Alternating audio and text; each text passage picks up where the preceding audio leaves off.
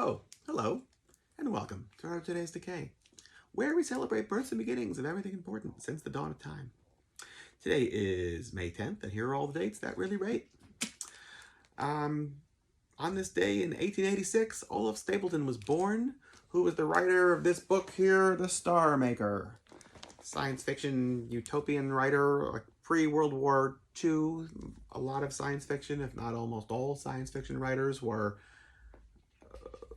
had the thought that we could reach this utopian society one day, and World War I, if not definitely World War II, changed that. So you have like mid-century writers, people more like of the Philip K. Dick world, that start really embracing like dystopian possibilities.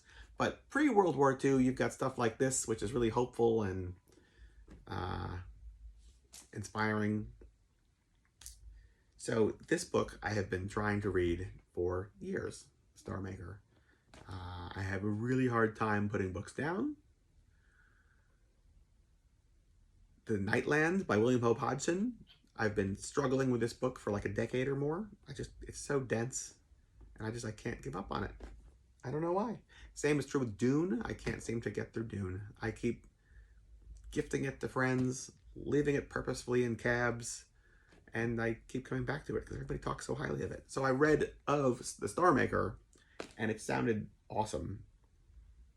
And so I needed to give it a try. But it's really difficult because there's not that much of like a narrative flow to it. There's like no multiple characters. It's just this one main character whose consciousness just explodes into the universe, looking up at the heavens, and travels throughout everywhere, finding different civilizations that are different levels of evolution, creatures that evolve using very different pathways.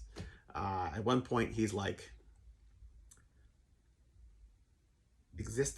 living in a world that's like a water world, that all of these, they're not whales. They're like almost like they evolve into like boats. They're sentient boats on this water world.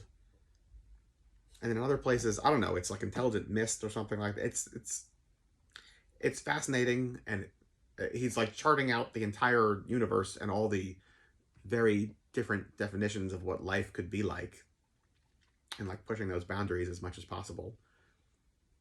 But like, where is the drama? I don't know. I haven't found it yet. I keep picking up and putting it down.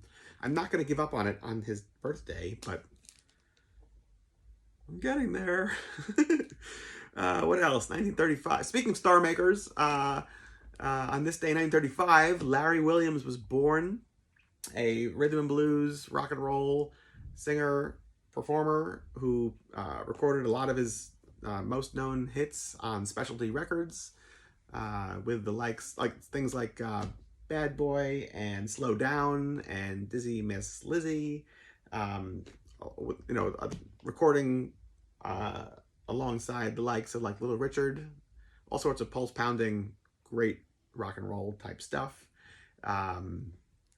He also apparently held a gun up to Little Richard's head, threatening him, and I'm not connecting the dots here, but then it wasn't too much later that Larry Williams was found shot dead in the head by maybe him. It might have been a suicide, but they didn't apparently rule out if it was a murder.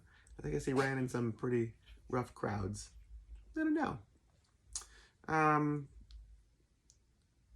Similarly, as far as questionable ends, I suppose, Sid Vicious, born on this day, 1957.